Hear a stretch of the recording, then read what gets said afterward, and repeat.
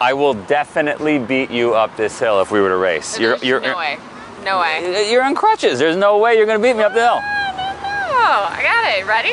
Let's do it.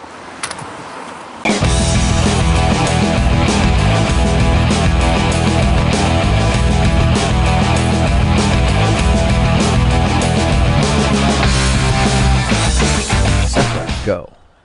Welcome back to Spartan of the Podcast. Johnny, Dave, Joe, Marion behind the camera.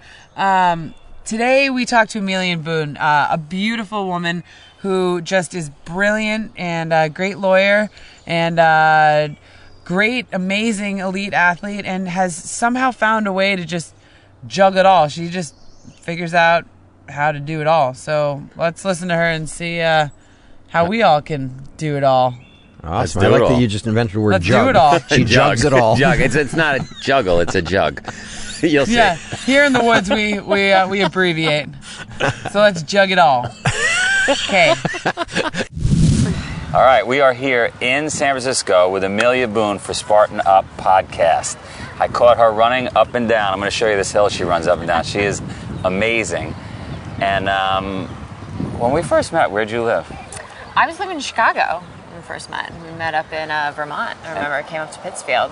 You were coming to get a sandwich at the general store. I was coming in a sandwich and then somehow ended up in this like 72-hour multi-day event called the Death Race. Yeah. And all I wanted was a sandwich. So, hey. You were tough as nails those days. You still as tough? I'm still, I think I may be tougher. You can't really go backwards, maybe. So, but now you live out in San Fran. They're a little softer out here. A little bit. Weather, definitely. The weather, like the Chicago weather is kind of hardening you up a little bit. So I'm trying to maintain that hardiness out here where I've been able to run in shorts and a t-shirt year round. So. And how you balancing work life? Because now you always had a crazy career. Yeah, right? yeah. So I was at a law firm in Chicago for 6 years. Came out here. I now work in-house at Apple, and then balancing that with racing, and it's. I always find that I'm more productive when I'm juggling multiple things, and so it's how I thrive.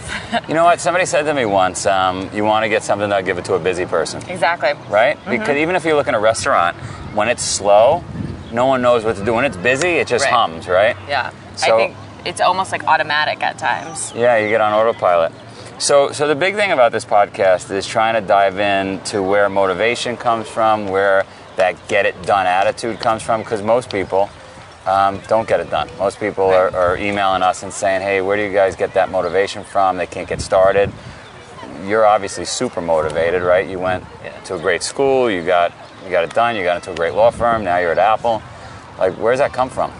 It's funny, when I think about it, I almost feel like some of it is innate. It's almost, as we were talking about, like automatic. I can't pinpoint one aspect or one point in my life where I was like, work hard, grind, Amelia. And it's just, to me, it's automatic. I don't give myself the option to not be successful and to not work hard.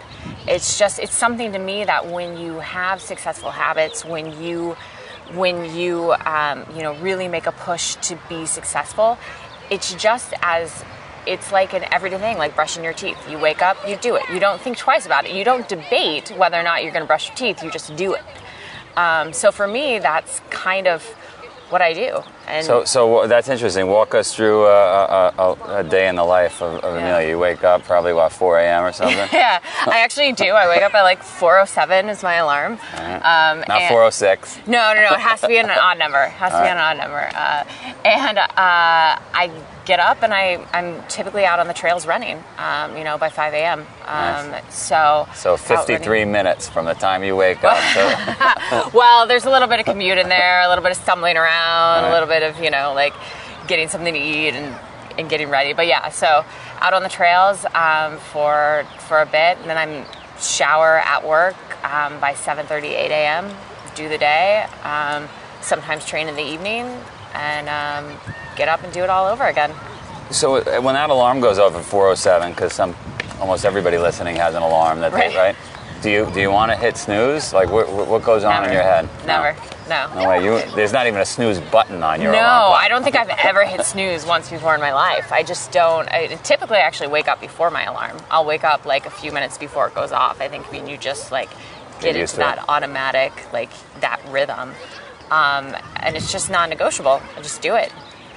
And so let's go back in time. When you were growing up, were your parents like this? Did they wake up early?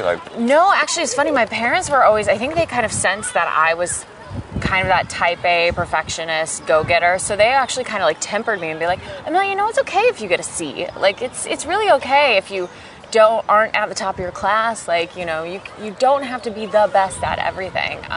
So they were actually super laid back. When they always asked, they're like, we don't know where she got it from. But they saw signs of it very early. Very early, yeah. For sure. What do you think people that don't have that growing up can spark it? I think absolutely. That there's always, it may not be innate, it may not be ingrained for you, but like any other habit, the more that you work at it and the more you make it a part of your life, the more automatic it becomes. If I find myself getting out of the routine for whatever reason, for injury, for whatnot, then I find it's harder. You have that inertia to get back into it. So it's almost like don't let yourself get out of it. For instance, right now, if I'm injured, I will still wake up that early, and instead I'm going to the pool and I'm swimming. And I may only be able to swim with a pool buoy between my legs, but it's still that routine and it's still that, same sense of purpose. Sure. So really, what you're saying is that getting up the first step is the hard part. Yeah. But then the second step gets easier, the third step gets easier, and then don't get off the staircase. Don't. Because, once you stop, it's very, very hard to get back into it. To get going again. Yeah.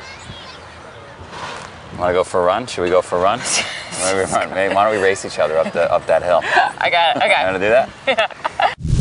I hope you're not sitting still while you listen. If you are, you better get a burpee break in. On my count, down, up, 1. People ask all the time, how do I get fit? How do I get motivated? How do I get moving? It's really simple. Just start. You put one foot after the other. The next foot follows. Before you know it, you're moving. A body in motion stays in motion. The book is called Spartan Fit. You gotta read it. I think you're gonna enjoy it as much as I did. And who knows, maybe after every page you'll do 3 burpees too. You'll be fit by the time you get done with the book. Up, 12, down, up, 13, down. Join the Spartan Revolution. Order now 14, at SpartanFitBook.com. 15, down, up, 16, down, up, 1 minute, 17, down. All right, so I can't believe you beat me up that hill, but it is what it is. It's okay, you were carrying that 100-pound sandbag. I was carrying the 100-pound sandbag. So let's talk about commitment versus interest. I recently read, I think it was Ken Blanchard, who wrote The 1 Minute Manager. Yeah. Greatest sentence ever, there are people that are committed, there are people that are interested, and interest, it finally clicked in his head, is where it's like when it's fun, you do it. Mm-hmm. When you're committed, you do it all the time. It's like a mom, right? Mom does it whether it's good, bad, doesn't matter. Right. What are your thoughts on because most people I think they just want to do the fun stuff. Well, naturally. I mean, you want to be happy and you don't want to do the hard things. But the hard things, when you do them, are the things that really shape you and grow you. And so, to me, I gravitate towards the hard things. And I think everyone should do that because when it's fun and it's easy, you're not learning anything from that. And you're not pulling any valuable lessons. But when things are hard, and that's really your opportunity. We hear that. You hear that all the time, right, with psychologists and so forth, and movies. But the reality is, there's actually a scientific reason for it. The brain is neuroplastic, and the brain changes just like our biceps do when we lift. When you go through the hard times, you're out in cold weather, right? And so you actually get a biological benefit. Forget about the thing we could talk about, which is, it makes you tougher mentally. Right? It actually happens, actually transforms. But it's not instinctual. Right. Isn't it instinctual to buy, you're at Apple right now, right? To buy simpler things that make your life more efficient. Exactly. And I mean, and that's where we've been going, and our entire lives now are making things easier and easier and easier. But I almost see that there's you need some type of backlash against that, and to against those comforts. Pendulum swung too far. Right. That way. I mean, right, because if it was 150 years ago, right, I would have came out here on horse and carriage to see you. Yeah, exactly. A couple of people might have died along the way. I know, you know. For instance, if you have a massive I-beam stuck in a river in Vermont that you need pulled out, you could hire somebody to do it, or you could get 150 death racers right. to pull it out in the middle of winter. I saw you cry. You did see me cry. That is... I think it's just more... It's like a strange disappointment in myself because I feel like I shouldn't be disappointed because there was nothing that I could have done but at the same time it's like maybe I could have pushed harder, maybe. That is my first and only. You were crying. It was ice cold water. Were you happy? I think I was a little bit too cold to be happy in that moment. But in retrospect, in hindsight, looking back on it, yeah. I mean, it was one of the best experiences for me to be like, I did that. I didn't die. I got through it. I was really, really cold, but you deal with it and you move on. And that beam coming out of the water was probably like the most exhilarating moment that anybody could think of. I believe we have footage. You're going to have to edit in on that because that was to be honest, perfectly honest, I didn't think it was ever coming out. There's no way. That was unbelievable. I was like, we're going to be out here for 3 days trying to pull this thing out. So. We have footage of the tears, too. Oh, yeah. Plenty of footage of crying. So during the day, we all probably have 100 decisions to make. Take the stairs versus taking the elevator, right? Eat the good food versus eating the bad food. And I think what you're saying is each one of those moments, go the hard way. Yeah. I mean, I think so. There are some instances where you have to make a calculated decision where you can't make life extremely hard for yourself. Like, I'm not going to walk around with a candle instead of turning on my lights at night. Right. But there are certain situations where I think it's good to consciously choose the harder decision and consciously choose that path. Yeah. All right. Well, let's talk about, we've got this product called Spartan X. And what I did after watching you pull the I-beam out of the water was I thought about all the races I did and all the people we were involved with doing races. What are the 10 things that get you transformed from just wanting the sandwich in Vermont to actually getting an I-beam out of the water, right? And so the first one I thought was know your true north. Like, if you don't know where you're going, you're not going to get there. And so when you said when you were a kid, you were driven to get the A's, you knew right away. Yeah. I mean, I think I always kind of had this overarching motivation, this goal, just that mine was always that to be a self-sufficient human being. And I think at the basis of any of that, that's all anyone can ask for, is just to be able to support yourself, to be able to be independent, and to do that. And so everything that I've done in my life has been kind of just set up to be able to do that. And I think really, goals change and you can, change who you are as your life progresses, but that should be, your underlying motivation. No, I think that, I've been thinking a lot about my own true north, and it has changed over time. At one point it was to make a bunch of money so I could be self-sufficient, but now, more to help people. So it does change, like you said. But at the base of it, you're right. It's Maslow's hierarchy, right? You've got to be able to take care of yourself, eat, shelter. Take care of yourself, and then you can help take care of others at that point, you know? So. Yeah, so another one is, and then there's commitment. Mm-hmm. So now once you know the path you're on, are you committed or are you just interested? And it sounds like you're just wired. You're just committed. Like if you had a fun race to go to in Vermont, let's say, versus staying at work, how do you make that decision? It's hard. Sometimes you have to make sacrifices. It's not, you have to juggle and realize that there are times where you can go have fun, but there are times where you have to, put that fun aside and be like, these are my commitments and my responsibilities. And so you can't have everything all the time. Yeah, right. And that's a tough one for a lot of people. Yeah. And the other tough one you just said is a lot of people don't realize the fun, these crazy races actually are fun. Oh, they're a blast. And that's that is the fun. People are like, why are you taking a vacation to go run through the woods for 3 days? I'm like, because that's my release, that's my outlet. So it's fun. And then the other one, which ties right into it, is delaying gratification. This ability to sacrifice now, but get maybe twice as much. I don't know if I ever told you the story. My son, I tested him, and I did the marshmallow test with him. Yeah. And I offered him a scoop of ice cream. He was 5 or 6. Yeah. And I set my alarm for 5 minutes or whatever, and I gave him the scoop. And about 3 minutes into it, he said, "Dad, how long do I have to wait to get 15 scoops?" Which is the greatest. I mean, that's exactly. it, right? And so I thought, you know what? We all should be playing for 15 scoops. Right. And so, what do you recommend to people that are having a tough time delaying gratification, right? That maybe, and it could be as simple as, I'm going to watch TV tonight. Right. Right? Well, I think for me, delayed gratification can always, there's instant joy, like watching TV and sitting there and doing nothing. But I think of always, when I think of happiness, I think of experiences. And I think of the things that you look back on that, are going to really shape your life. So for me, that's, like preparing for a 3-day race, preparing to run 100 miles. And so that, it's a lot of training and a lot of time, and you have to sacrifice other things. But there's that end reach goal. And so when people have trouble finding motivation, I'm like, sign up for something. Right. Sign up for something that's out of your comfort zone, and then build your life around that. No, that's true. Because none of us, you really don't want the pain. You really didn't want to be in the cold water pulling the beam out, right? But you did the first step. You signed up. Right. Then you tell everybody. Exactly. Right? I'm doing this. Now you're on the hook. Exactly. Right? And then you're surrounded with other people that are there doing the same things, that are pushing you, and you have that community. And that's really all we need in life is like-minded individuals. Yeah, no, somebody said to me, Joe, we're all an average of our 5 best friends. So you start waking up at 4:07, you're going to find people that wake up Right. at 4:07, right?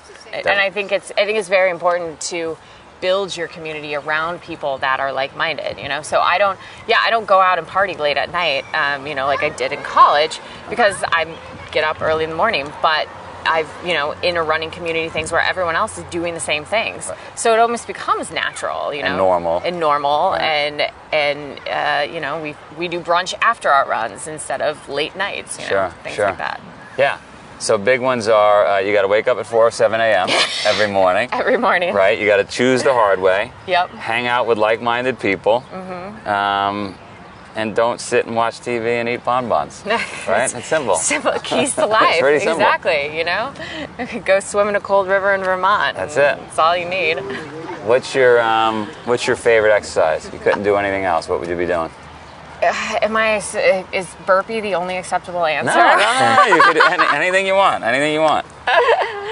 Oh man, if I could run for the rest of my life on trails, I would. You just love running. I think I just like to see pretty things, and I like nature. So if I could just find a way to meander through the woods forever, I would. No, there's nothing like it. I agree, especially when you live in a city. Yeah, exactly. Right. It's nice to get, especially when I was in Chicago for so long. That's right. So this is. All right, one more. For those people out there that are just not finding the motivation for that first step, what would you recommend? You don't have to start big. Start small. Make one change. One change a day. Whether that's setting your alarm, 20, 30 minutes earlier. So wake up at 10 a.m. instead of 10:30. Right? Exactly. And then just make that automatic. I think they just mean a habit takes how long? 3-4 weeks to become automatic? There's different arguments as to how long it takes, but yeah, I write it probably on the wall. I'm going to tell people that you're going to do it. I'm getting up this time every day. That's what I do. Yeah, right. and just one small change, and I think that you start building and it will snowball. Admiral McCraven, who was the senior most naval officer, I guess, for the country, said, "You want to change the world? Start by making your bed." Right? So wake up. Oh, I should probably do that. She doesn't make her bed. We found a weakness. All right, cool. That was good. Yeah. Right? That was fun. All right, we are rolling. Cool. All right, Spartans. Hey, Johnny, do you know what time it is? I know it's not 4:07, but if it was 4:07, the bird's on. No, yeah, pretty amazing. Frozen. Amelia is one of my favorite people I've met in this world. That whole racing world. There's just so many extraordinary people, but she's really an exceptional person around. Well, we're all attracted to people that get it done. Yeah. Right? She gets it done. There's no drama, no BS. She just puts her head down and gets it done. Yep. And so, and those are the people we interview. Yep. So obviously, they're fun to talk about. They're fun to be around, and they motivate us. One thing that I thought was pretty cool, she acknowledged that she's always been like this. She's just never given herself the option to not be successful. She's always done what it took. But we talk a lot about how do you drive kids, how do you motivate kids. And I thought it was really cool that she said her parents recognized early that she was so wound that way that they actually realized that their job was to take some of that pressure off. Pretty rare. It is pretty rare, yeah, right. Exactly. But it's also rare for parents to recognize that and to realize that they actually had to have her create a bit of space for herself to be able to fail and not put pressure on herself all the time. Yeah. Mm-hmm. Absolutely. Yeah. What really struck me about Amelia Boone is that she's so driven and so productive, yet, according to what she says, it comes totally naturally to her. She doesn't have to, bang her head against the wall every day. She doesn't have to, dunk herself in cold water in the morning to wake herself up. It just, it all comes naturally to her. Mm-hmm. So what that made me think of is, finding who you are, what comes naturally to you, and then just becoming really good at that. We're all different kinds of people. We're all good at different things. And if you try to be someone that you're not, you end up struggling. You end up banging your head against the wall. But if you're Amelia Boone, I'm going off on a tangent. But well, hang on. No, it's good. But hang on, because I was he's about to find out that we don't cut when we go off on tangents. Yeah. What I was going to say, Dave, is if you remember Tiger Mom, right? Tiger Mom said, look, kids are going to fight playing the piano every day. They're going to fight training wrestling every day. That's awesome. A cyclist just came by as we were talking. That is awesome. At 407, 4049 now. But what happens, eventually the kid becomes good at that thing, or the person becomes good at that thing, and then it's not a struggle anymore, which is what she was saying, right? So if you want to create a habit, you set the alarm clock, you wake up early every day, and eventually your eyes just open at that time. Eventually the cold shower doesn't. Well, it's not true. It's always still cold. Sucks. It sucks. But you do it. You're in the habit of doing it, right? You're in the habit of doing it. Yeah. And the idea that once you create that momentum, and trying to think, there was somebody else we spoke to who talked about get that flywheel going so fast that you can't just keep going, right? Exactly. And that's just about creating such incredible momentum, but not to willingly step off. Once you take that first step up the staircase, keep going. Yeah, when you get off the stairs, we've all experienced that, right? Where you're in training and you're feeling good and you're eating healthy, and then you go off on a tangent. It's hard to get back on. Yeah. Right? It's almost like you fall 20 feet backwards. Yep. So she loves the routine, and I think it's a combination of what you said. Find what makes sense for you and then turn that into a routine. She said she becomes a routine and a habit just so your everyday just becomes that and you don't have to think about things. I think a lot of times when you have a lot of your I wake up, like Tim Ferriss talks a lot about, your morning routine. And for a lot of people, once you get into that and that becomes ingrained in you, then it takes the pressure off of even having to think about all those things, and then you can be more productive. Yesterday morning, we had a lot of people here because of the event going on, and I woke up, Matt Davis, at it was probably 5 a.m., 4:45, whatever. Made him run up the mountain. And he said to me last night, he goes, I got to tell you, this early morning thing, it was pretty good. He goes, I didn't even have coffee. I ran a mile afterwards, and I was like, Of course it's pretty good. That's right. Yeah, there's a reason why people keep on saying it. Yeah. Well, but it's also getting up early and getting busy early. If you get up early and just flip through the TV, that's how your day's going to be. And Amelia talked about that when she's busy juggling, she's way more productive.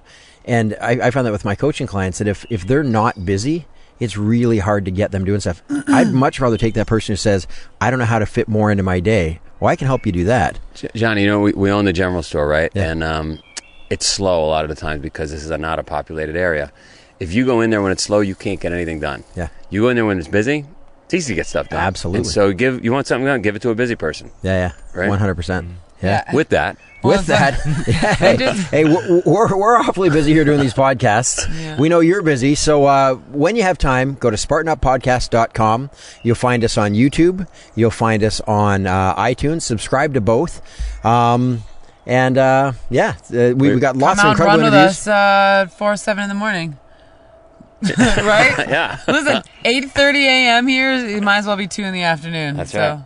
Thank you for listening to another epic story of success. We hope you enjoyed the episode. To find more show notes, audio, and video, please visit us at SpartanUpPodcast.com. The Spartan Up Podcast is brought to you by Spartan. To find a race near you, visit Spartan.com.